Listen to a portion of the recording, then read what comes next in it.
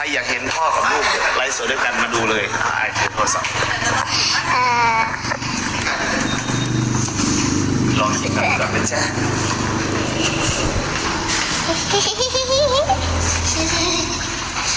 พอแล้วนะผมพอต้องใส่ห่วงยาง